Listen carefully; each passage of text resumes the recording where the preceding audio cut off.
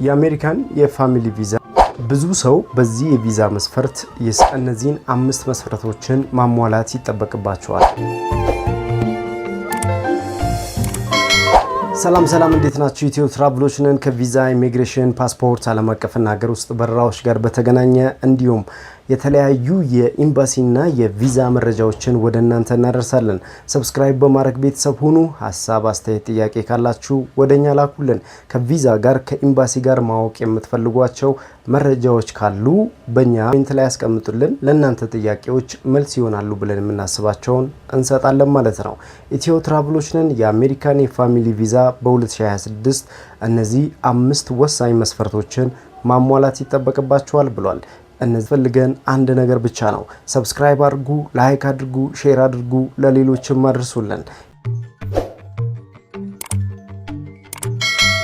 እንደሚታወቀው የአሜሪካን ኢሚግሬሽን በርካታ የቪዛ ህጎች ላይ ማሻሻያ ካደረገባቸው አንደኛው የፋሚሊ ቪዛ ነው። የፋሚሊ ቪዛ በርካታ ሰዎች ቤተሰቦቻቸውን ከኢትዮጵያ ወደ አሜሪካን የሚወስዱበት በጋብቻ በቢ1 በቢ2 እንዲሁም በተለያዩ የቪዛ አይነቶች ቤተሰቦቻቸውን የሚወስዱበት ነው። አባት፣ ልጅ፣ ሚስት፣ እናት እንዲሁም ዘመዶቻቸውን የሚወስዱበት የቪዛ አይነት የፋሚሊ ቪዛ ተብሎ ይታወቃል። በዚህ ፋሚሊ ቪዛ ውስጥ 5 ወሳኝ መስፈርቶች አሉ። እነዚህ መስፈርቶች በ2026 ለማያሟላ ሰው የአሜሪካን ኢሚግሬሽን ማለትም USCIS እንደማያስተናግድ ገልጿል። እነዚህ መስፈርቶች ምን ናቸው? በዝርዝር እናያለን። በፋሚሊ ቪዛ ማወቅ ያለባችሁ የመጀመሪያው ነገር ለእናንተ የፋሚሊ ቪዛ መላክ የሚችል ሲቲዝን ወይንም ግሪን ካርድ ያለው ሰው ነው። በእነዚህ 2 ሰዎች ምክንያት ወይንም በእነዚህ 2 ዶክመንት ያላቸው ሰዎች ምክንያት ለእናንተ የፋሚሊ ቪዛ መላክ። እነዚህ መስፈርቶች እንግዲህ በዋነኝነት መላክ የሚችለው ለልጅ እንዲሁም ለአባት፣ ለእናት፣ ለእህት፣ ወንድም እነዚህ የቤተሰብ አባላት የፋሚሊ ቪዛ ውስጥ ይጠቃለላሉ። እነዚህ ፋሚሊ ቪዛ የሚጠቃለሉበት ደግሞ የተለያዩ ዶክመንቶች አላቸው ማለት ነው። አንደኛው የልደት ሰርተፊኬት ነው። ፓስፖርት፣ የቀበሌ መታወቂያ ወይንም ናሽናል አይዲ ብትይዙ የፋሚሊ ቪዛ ማረጋገጫ ይኖራቸዋል ማለት ነው። የልደት ሰርተፊኬታችሁን በውጭ ጉዳይ ሚኒስቴር በኩል አውተንቲኬት ማድረግ ይጠበቅባቸዋል። የአሜሪካን ኢሚግሬሽን ከሚፈልጋቸው መስፈርቶች መካከል እንግዲህ የሚልክላችሁ የቤተሰብ አባል እነዚህን ቅድም ላይ የጠቀስኳቸውን 2 መስፈርቶችን ማሟላት የሚችሉ መሆናቸውን እርግጠኛ መሆን አለባችሁ ማለት 70% የሚሆነው ዶክመንት ነው። ከዶክመንት ጋር በተገናኘ ትክክለኛውን ማስረጃ እንድታቀርቡላቸው ይፈልጋሉ። በአንደኛ ደረጃ ዶክመንት ብለናል። ቅድም ላይ ከሚያስፈልጉ መስፈርቶች መካከል አንድ ሰው ቤተሰብ መሆኑን የሚያረጋግጥበት ዶክመንት አለ። ያ ዶክመንት የልደት ሰርተፊኬት ይባላል። የልደት ሰርተፊኬት፣ ፓስፖርት፣ አይዲ ያስፈልገዋል። እነዚህን ዶክመንቶቹን ቀጥታ አሜሪካን ሀገር ላይ ለሚኖር ቤተሰቦቹ ይልካል ማለት ነው። ኢትዮጵያ ውስጥ ያለ ቤተሰብ እነዚህን ዶክመንቶቹን ከላከ በኋላ አሜሪካን የሚኖረው ቤተሰብ ወይ ግሪን ካርድ ወይም ሲቲዝን ሊሆን ይችላል። እነዚህን ዶክመንቶቹን ተጠቅሞ ከራሱ የሚሞላው አንድ ፎርም አለ። I-130 ፎርም ይባላል። ይህም ፎርም እንዲሁም የቤተሰብ አባል መሆናችሁን የሚያሳይ አፕሩቭ የተደረገ ዶክመንት ያስፈልጋል ማለት ነው። ዶክመንት እንድታቀርቡለት በአንደኛ ደረጃ አስቀምጡ።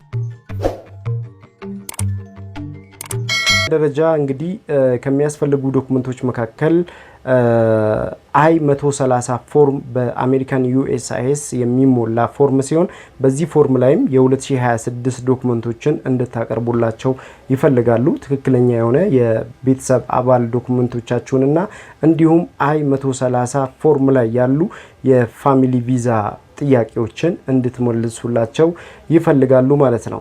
በሶስተኛ ደረጃ ላይ ደግሞ ያለው የባንክ ስቴትመንት ነው። ይሄ እንግዲህ የሚመለከተው አሜሪካን ሀገር ላይ እናንተን ስፖንሰር አድርጎ የሚወስዳችሁ ሰው የገንዘብ የባንክ ስቴትመንት ማቅረብ ይጠበቅበታል። እንዲሁም የሜዲካል ማረጋገጫ ማቅረብ ይጠበቅበታል።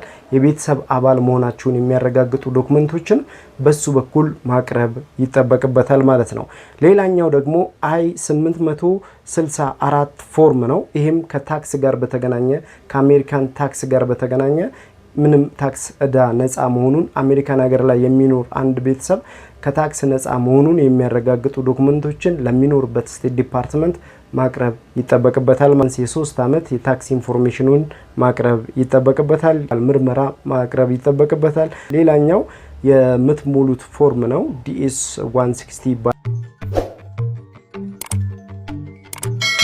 በአራተኛ ደረጃ ኢትዮጵያ ውስጥም እንዲሁም ደግሞ አሜሪካን ያለ የእናንተ ቤተሰብ የሜዲካል ምርመራ የምታደርጉበት ነው። ይሄም የሜዲካል ምርመራ ግዴታ ያስፈልጋል ማለት ነው። እንዲሁም ከወንጀል ነፃ መሆናችሁን የሚያረጋግጥ ዶክመንት ያስፈልጋል። ይሄም ኢትዮጵያ ውስጥም ያለው እንዲሁም አሜሪካን ሀገር ላይ ያለውም ሰው እነዚህን ዶክመንቶችን ማሟላት ይጠበቅበታል ማለት ነው። ሌላኛው ኢትዮጵያ በሚገኘው የአሜሪካን ኤምባሲ የኢንተርቪው ቀጠሮ ነው። ይሄንን የኢንተርቪው ቀጠሮ ደግሞ DS 160 ፎርም በመባል ይታወቃል። ይሄንን ፎርም ሞልታችሁ ወደ አሜሪካን ኤምባሲ ትገባላችሁ። እድሜያቸው ከ16 ዓመት በታች የሆኑ ልጆች ደግሞ በሞግዚት ወይም በአሳዳጊ በኩል ፎርሙን ሞልተው ይገባሉ ማለት ነው። በአምስተኛ ደረጃና የመጨረሻው የአሜሪካን ኤምባሲ ቀጠሮ ታስይዛላችሁ ማለት ነው። ቀጠሮ አስይዛችሁ ለኢንተርቪው ራሳችሁን ታዘጋጃላችሁ ማለት ነው። ከላይ የጠቀስኳቸውን ዶክመንቶችን ማለትም የልደት ካርድ፣ ፓስፖርት እንዲሁም DS ፎርም እና ከዛ የተላከላችሁን ማለትም አሜሪካን ሀገር ላይ የሚኖረው ቤተሰቦቻችሁ ለእናንተ ኢንቪቴሽን የላኩትን ይዛችሁ ወደ አሜሪካን ኤምባሲ በቀጠሯችሁ ሰዓት ለኢንተርቪው ትገባላችሁ ማለት ነው። ከዚህ በፊት ለኢንተርቪው ብለን የሰራናቸው የተለያዩ ጥያቄዎች አሉ በፋሚሊ ቪዛ ላይ እነሱን ማየት ትችላላችሁ። በ2026ም የፋሚሊ ቪዛ ኢንተርቪው ጥያቄዎች አልተቀየሩም። እነሱን ማየት ትችላላችሁ ማለት ነው።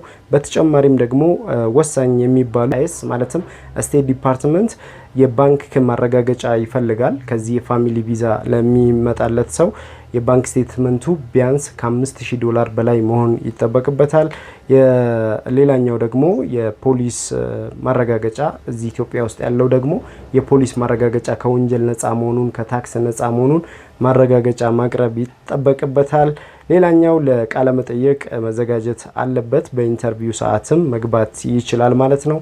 በተጨማሪም በፋሚሊ ቪዛ ላይ የተለያዩ የቪዛ አይነቶች አሉ። ለምሳሌ የጋብቻ ቪዛ አንደኛው ነው። ከዚህ ውስጥ IR1 CR1 እንዲሁም F12 F4 እነዚህ የቪዛ አይነቶች ደግሞ ተጨማሪ የሚሞሉ ናቸው። በተለይ በጋብቻ ቪዛ ለሚሄዱ ሰዎች እነዚህን ዶክመንቶችን መሙላት ይጠበቅባቸዋል ማለት ነው። እነዚህ መስፈርቶችን በፋሚሊ ቪዛ ወደ አሜሪካ ለመሄድ ለምትፈልጉ ሰዎች ቀጥታ እነዚህን ዶክመንቶችን ማሟላት ይጠበቅባቸዋል። አሜሪካን ኢሚግሬሽን በ2026 እነዚህን ወሳኝ የሚባሉ 5 መስፈርቶችን አሟልተው የዩኤስሲአይኤስ በሚኖሩበት ስቴት ዲፓርትመንት ላይ በአሜሪካን ኢሚግሬሽን ጥያቄያቸውን ቢያቀርቡ ተቀባይነት እንደሚያገኙ ገልጿል። እነዚህ መስፈርቶች እንግዲህ በዝርዝር አቀረብናቸው። በጽሁፍ ደግሞ ለምትፈልጉ በቴሌግራም ቻናላችን ላይ ዲስክሪፕሽን ላይ አለ። እዛ ላይ ገብታችሁ የቴሌግራም ቻናላችንን ጆይን በማድረግ የተለያዩ የቪዛ የኤምባሲና እንዲሁም ከፋሚሊ ቪዛ ጋር በተገናኘ የተለያዩ መረጃዎችን ታገኛላችሁ ነው። የፋሚሊ ቪዛና ሌሎች የቪዛ አይነቶች ጥያቄዎች፣ ሀሳብ፣ አስተያየት ካላችሁ ኮሜንት ላይ አስቀምጡልን፣ እናየዋለን። ኢትዮ ትራቭሎች ነን። በአሜሪካን 50 ስቴት ላይ በእኛ በኩል ኢትዮ ትራቭልን በዋትሳፕ በዚህ ቁጥር ላይ ማግኘት ትችላላችሁ።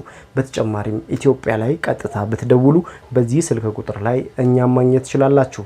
የቪዛ የኤምባሲ መረጃዎችን በእኛ በኩል ስለምታገኙ ማለት ነው። በተጨማሪም ደግሞ ለትራቭል ሂስትሪ ማስተካከል የምትፈልጉ ሰዎች ካላችሁ የአውሮፓ ሀገራትን መጎብኘት ትችላላችሁ። ጣሊያን፣ ፈረንሳይ፣ ግሪክ፣ ጀርመን እንዲሁም እና ቱርክን ጨምሮ የተለያዩ ሀገራቶች ላይ ጉብኝት ማድረግ ትችላላችሁ። ለ7 ቀን የአሜሪካን ቪዛ ለምትፈልጉ ሰዎች በእኛ በኩል ማግኘት ትችላላችሁ ማለት ነው። አብራችሁን ስለሆናችሁ እናመሰግናለን። አብሬያችሁ የቆየሁት አሜን ነበርኩ። ሰብስክራይብ አድርጉ፣ ላይክ አድርጉ፣ ሼር አድርጉ፣ ለሌሎችም አድርሱልን። አብራችሁን ስለነበራችሁ እናመሰግናለን። ሀሳብ አስተያየቶቻችሁን ኮሜንት ላይ ያስቀምጡልን። መልካሙን ሁሉ በያላችሁበት ተመኘን። ፒስ